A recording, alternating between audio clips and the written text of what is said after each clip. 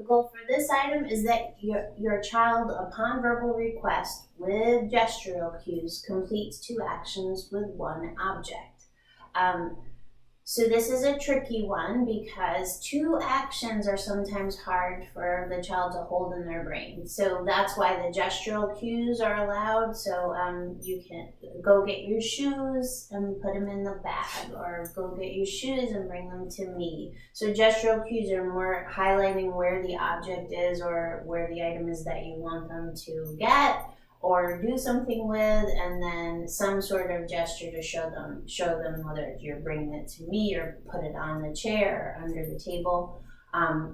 The reason that that we want to work on this one as much as possible is that they will hear many 2-step directions when they go to school, and so you want them to be really great at following directions. So the more you can work on it in more flexible ways, the better. And the best way to work on this first is if your child is following 1-step directions well, you want to make sure that you present the 2-step directions in a way that sticks in their brain. So the way that you say it is very important, as opposed to a 1-step, go get the shoes.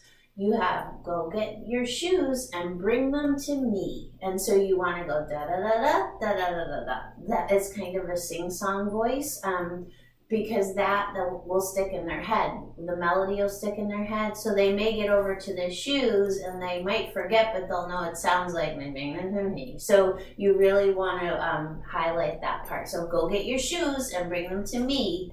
Go get the ball and put it in your bag. And so don't say more than that. Don't give them the instruction again in a different way because it'll be confusing. So say it once. And first of all, even before you give the instruction, clear the distractors in the room. Make sure the TV's not on, there's not a bunch of noise in the background, that type of thing, because it will be hard for your child to stay focused on these 2 directions enough without having distractions. So quiet environment, get their attention before you give the instructions. This is like across the board. Anytime you're giving your child an instruction, don't even say it until they look at you. So name first, Johnny, go get the ball and put it in my bag.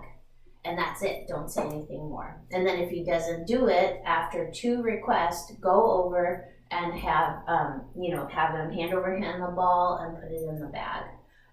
If it's that he's choosing not to do it, then you have to go up to him and say it, and then have them do it. So whatever it is, though, make sure that you have them follow through with both steps of it, even if it's hand over hand and they're protesting, because they're trying to see how far you're going to let them.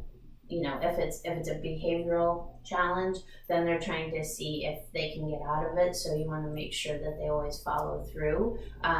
So those are the things to work on, and you can work on them throughout the day. And remember, a gesture is fine in order for them to pass this item. And we're looking for 3 different types of 2-step directions.